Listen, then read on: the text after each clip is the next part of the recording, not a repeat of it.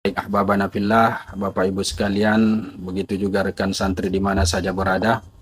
Ya, kembali kita melanjutkan kajian Ihya Ulumuddin kita. Untuk kawan-kawan yang baru bergabung, sekarang kita berada pada halaman 293, tepatnya pada bagian ini. Oke. Ila anqala al-musannif rahimahullahu ta'ala wa nafa'ana bi ulumihi wa barakatihi fid dharain amin. Wa minha, dan diantaranya, maksudnya diantara tugas adab ulama akhirah itu adalah ayyakuna syadidat tawaqqi min muhdatsatil umuri, bahwasanya adanya ia syadidat tawaqqi, ya, sangat mengelakkan diri min muhdatsatil umur, dari perkara-perkara yang muhdatsat, perkara-perkara yang baru yang dimunculkan di kemudian hari, tidak ada pada zaman Rasulullah sallallahu alaihi wasallam. Wa in ittafaqu 'alaiha al-jumhuru, ya sekalipun ya ittafaqu 'alaiha, selaras ke atasnya itu al-jumhuru, mayoritas manusia atau orang-orang, artinya sekalipun orang-orang atau jumhur, kebanyakan manusia itu melakukan hal itu, yang jelasnya dia termasuk daripada muhdatsatul umur, maka seorang ulama akhirat itu harusnya mengelakkan dirinya untuk terjerumus juga ke hal-hal yang berhubungan dengan perkara-perkara muhdatsat, atau bahasa kita perkara-perkara bid'ah. Oke. Fala yaghurrannahu itbaqul khalqi ala ma uhdisa ba'da sahabati radhiyallahu anhum. Nah, fala yaghurrannahu, jangan sampai dia terpengaruh, ya, atau terpedaya oleh itbaqul khalqi, banyaknya makhluk, banyaknya orang-orang, ala ma uhdisa, atas apa yang dimunculkan ba'da sahabati, setelah zaman para sahabat radhiyallahu anhum, semoga Allah meridhai mereka.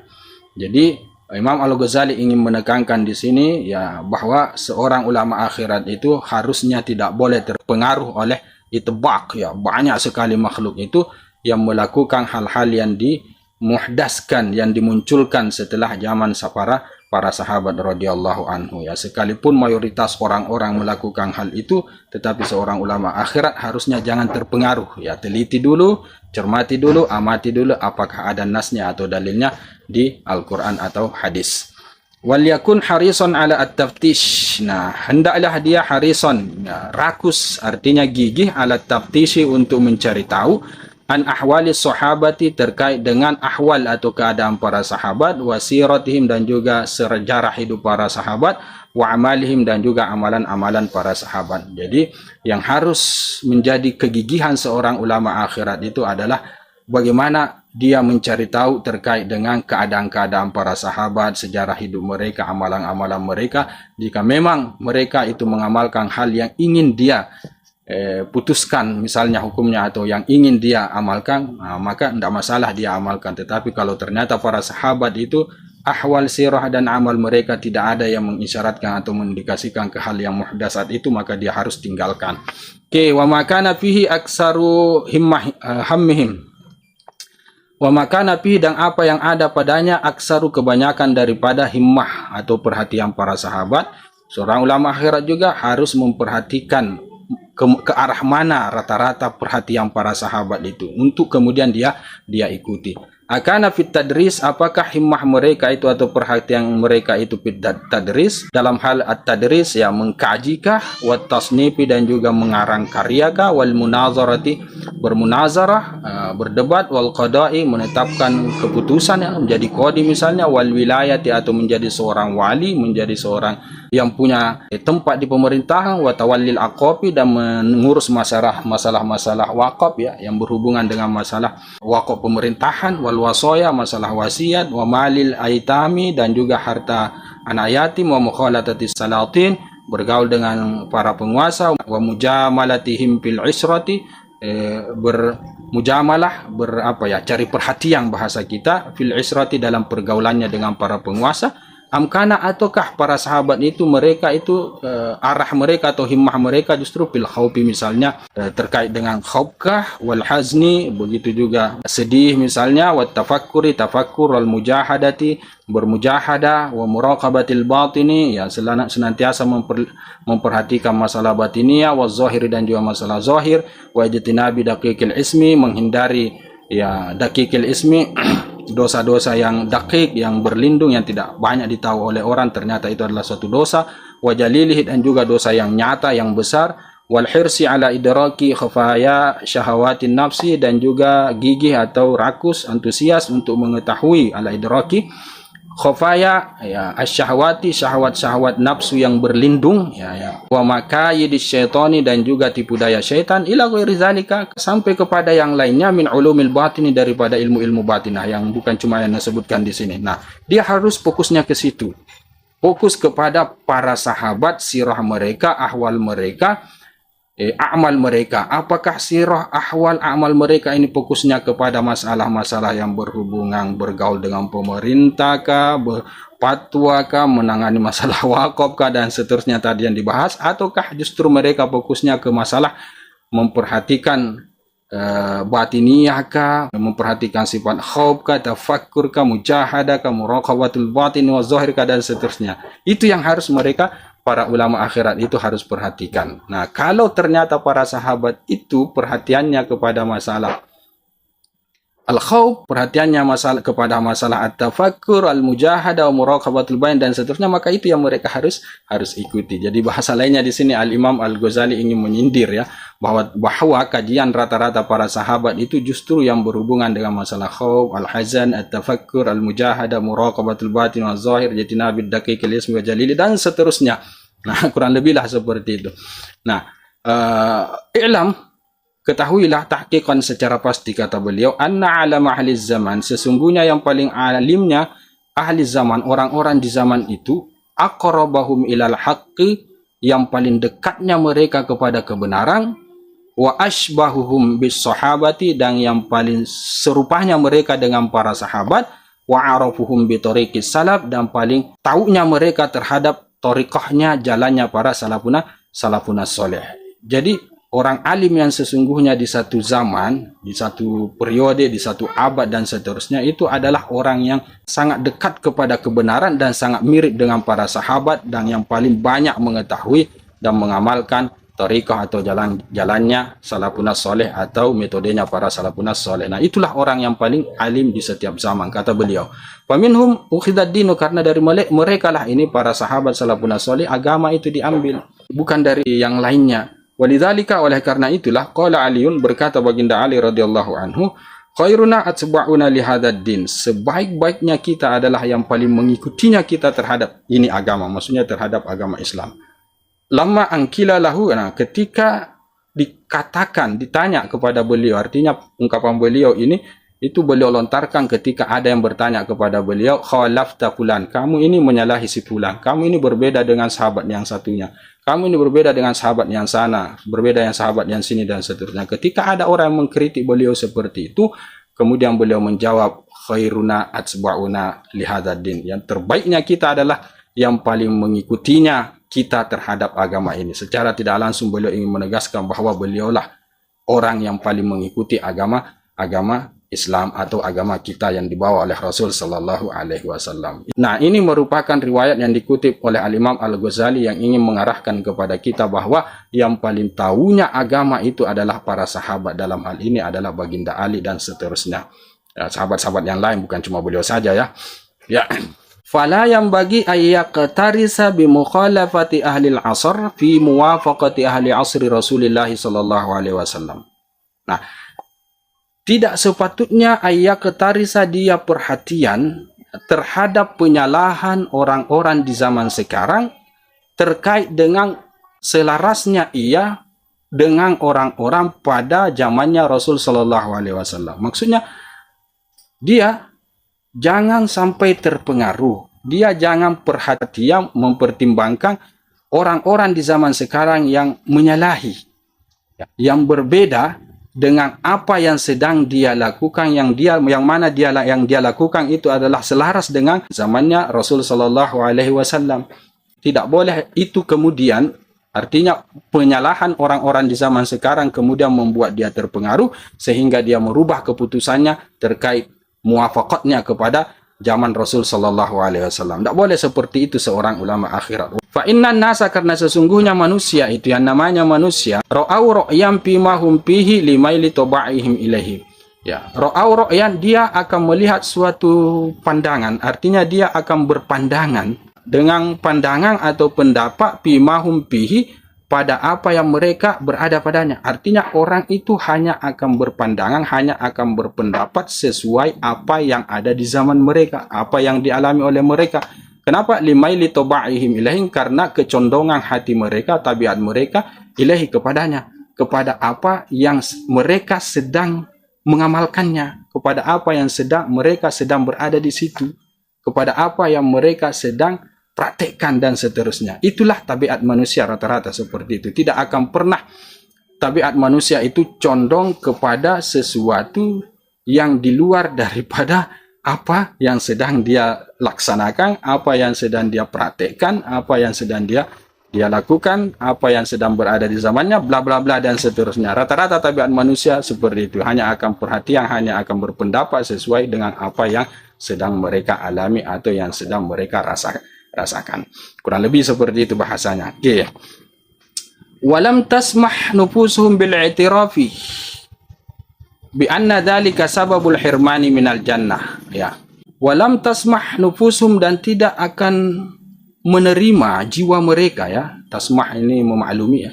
Artinya menerima jiwa mereka bil i'tirafi, akan pengakuan bi anna dzalika, bahwa sesungguhnya yang demikian itu sababul hirmani minal jannati, merupakan sebab terhalangnya dari surga. Maksudnya apa?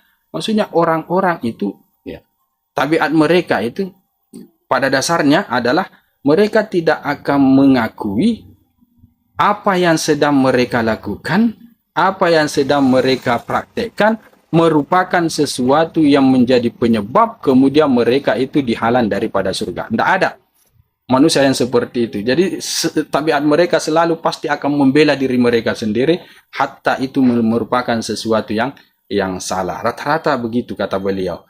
Fadda'au annahu, maka mengakulah orang-orang annahu, bahwasanya sesungguhnya la sabila ilal jannati, tidak ada jalan kepada surga siwahu, yang selain daripadanya, yang selain daripada apa yang dia alami, selain dari apa yang menurut dia. Jadi maksud daripada Al-Imam Al-Ghazali rahimahullahu ta'ala memaparkan seperti ini, ingin menggambarkan kepada kita bahwa wajar kemudian, ya, wajar kemudian orang-orang yang mengikut, yang selaras dengan Rasul Sallallahu Alaihi Wasallam itu sedikit, ya, karena zaman Rasul Sallallahu Alaihi Wasallam itu sudah berlalu. Nah, zaman sekarang zaman yang lain lagi. Nah, tentunya di zaman sekarang ini, nah, orang-orang itu akan berpandangan, akan menganggap baik apa yang sedang mereka lakukan, karena mereka berada pada zaman yang sedang mereka ada di situ. Nah, tentunya tabiat manusia itu tidak akan pernah, bukan juga pasti, artinya tidak akan terlalu condong kepada zaman yang sudah lalu dan seterusnya. Makanya beliau tadi mengatakan di sini, jangan perhatikan, ya, orang-orang yang menyalahi, ya, di zaman sekarang ini terkait dengan selarasnya dia dengan zaman Rasul Sallallahu Alaihi Wasallam. Maksudnya jangan terpengaruh, ya, kurang lebih seperti itu. Oke. Walidzalika, oleh karena itu berkatalah Al-Imam Al-Hasan Al-Basri, muhdasani uhdisa fil Islam. Ada dua perkara muhdas, perkara baru yang dimunculkan keduanya di dalam Islam, yang tidak ada pada zaman Rasul Sallallahu Alaihi Wasallam. Apa dia? Rajulun dawi ra'in su'in, yaitu seorang laki-laki yang mempunyai pendapat atau pandangan yang buruk. Za'ama annal jannata liman ra'a misla ra'yihi, yang menduga bahwasanya surga itu hanya untuk orang yang berpendapat seperti pendapat dia. Itu satu. Nah, yang kedua adalah wa mutrafun ya'budu dunya, dan orang yang bermegah-megahan yang menyembah dunia. Laha yagdabu, untuk dunia dia marah, walaha yarda, dan untuk dunia dia ridha, dia suka, wa iyyaha yatlubu, dan kepada dunia dia menuntut. Farfaduhuma ilan nar, maka buanglah keduanya ini kepada neraka. Nah, ini ungkapan Imam Al-Hasan Al-Basri. Jadi dua perkara yang muhdas, perkara yang tidak pernah ada di zaman Rasul Sallallahu Alaihi Wasallam. Bahasa singkatnya, satu adalah munculnya orang-orang yang menganggap orang lain itu salah, dan surga itu hanya milik mereka dan milik orang yang sependapat dengan mereka. Itu yang pertama. Kemudian yang kedua, bahasa ringkasnya adalah para penyembah dunia yang fokus mereka, jiwa raga mereka itu hanya untuk dunia saja. Oke, kata beliau, buang kedua orang-orang ini kepada neraka, maksudnya jangan ikuti ya. Inna rajulan, sesungguhnya seorang laki-laki, asbaha fi hadhihi dunya, ada seorang laki-laki asbaha yang menjadi fi hadhihi dunya, di dunia ini. Jadi dia di dunia ini baina mutrafin yad'uhu ila dunyahu, berada di antara orang yang bermegah-megahan, yang berpoya-poya, berhura-hura, ini yang disebut dengan mutrafin yad'uhu ila dunyahu, yang memanggil dia kepada dunianya, artinya dipengaruhi, diajak agar supaya ikut juga bermegah-megahan menyembah dunia. Wasahibin, dan di antara orang yang mempunyai hawa nafsu, sahibi hawa, orang yang punya hawa nafsu, yad'uhu ila hawa, yang mana dia dipanggil, diseru, diajak ila hawahu, kepada hawa nafsu dia. Ya. Faqad asamahullahu ta'ala minhuma, yang mana laki-laki ini dipelihara, dilindungi ternyata oleh Allah Subhanahu wa taala, minhuma, dari keduanya. Dari siapa? Dari orang yang penyembah, bahasa kita ini mutrab, ini penyembah dunia, dan dari orang yang mempunyai nafsu yang menyimpang dalam dakwah dia, dalam agama dia, dalam klaim dia, dan seterusnya, yang menganggap bahwa surga itu hanya milik dia, dan seterusnya. Nah, yahinnu ila salafis soleh, yang mana laki-laki ini yahinnu ila salafis soleh, dia tetap pergi, artinya komitmen, ya, condong rindu ila salafis soleh, hanya kepada para salafun soleh. Dia tetap pada prinsip dia berpegang terhadap ajaran para salafun soleh, tidak terpengaruh oleh si mutrib ini, dan tidak terpengaruh oleh si sahibi hawa ini. Yas'alu an af'alihim, dia bertanya an af'alihim, terkait dengan perbuatan-perbuatan salafun soleh. Artinya dia belajar bagaimana amal para salafun soleh, wa yaqtassu asarahum, dan dia mengikuti jejak-jejak mereka, artinya dia senantiasa mengamalkan apa yang menjadi ketetapan atau pengamalan atau prinsip para salafun soleh. Muta'arridun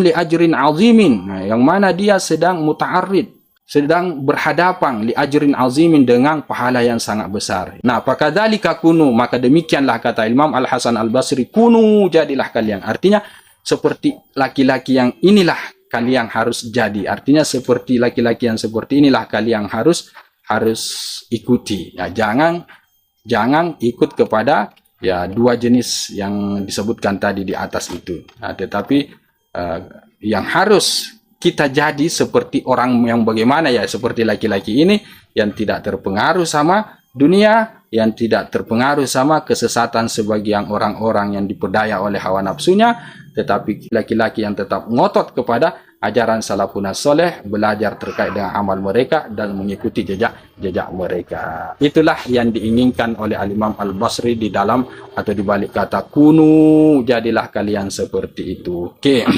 Wa qad ruwiya an Ibnu Mas'ud mauqufan wa musnadan. Nah, sungguh telah diriwayatkan dari Ibnu Mas'ud hadis yang mauquf wa musnadan, dan hadis yang sanadnya nyambung, tidak mauquf, annahu, bahwasanya beliau qala, pernah berkata, innamahuma isnani, sesungguhnya keduanya ini hanya ada dua. Maksudnya inti segala sesuatu itu hanya dua sebenarnya. Yang pertama adalah al-kalam wal hadyu.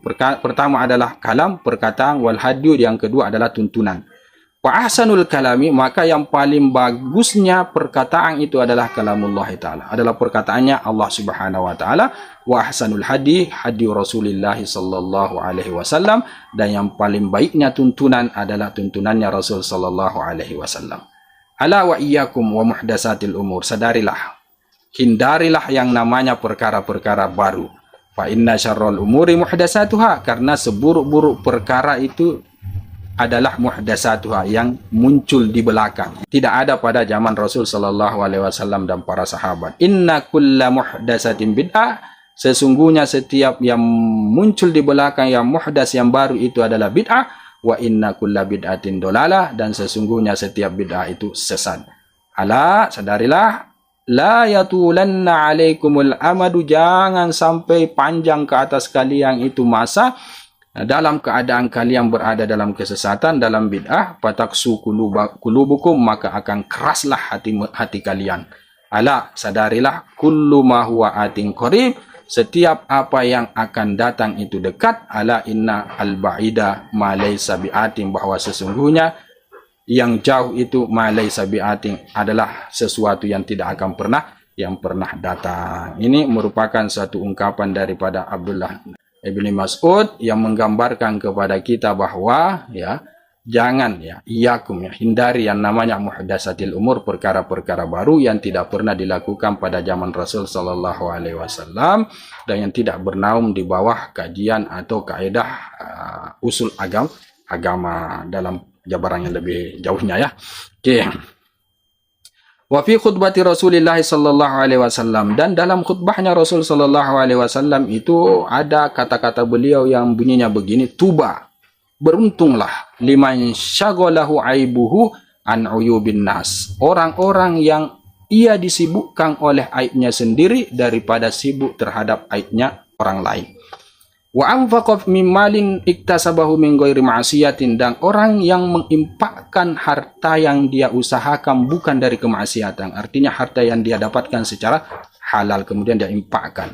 Nah, tuba, beruntung orang-orang yang seperti ini. Kemudian apalagi, wa khalatu ahlal fikhi wal hikmati, yang bergaul ya, khalatu, membaur dengan ahlal fikhi, orang-orang ahli fikih dan ahli hikmah. Wajanaba ahli zalali wal ma'asiyah, dan yang mengelakkan, yang menghindarkan dirinya dengan orang-orang yang tergelincir, wal ma'asiyah, dan orang-orang yang bergelimangan kemaksiatan.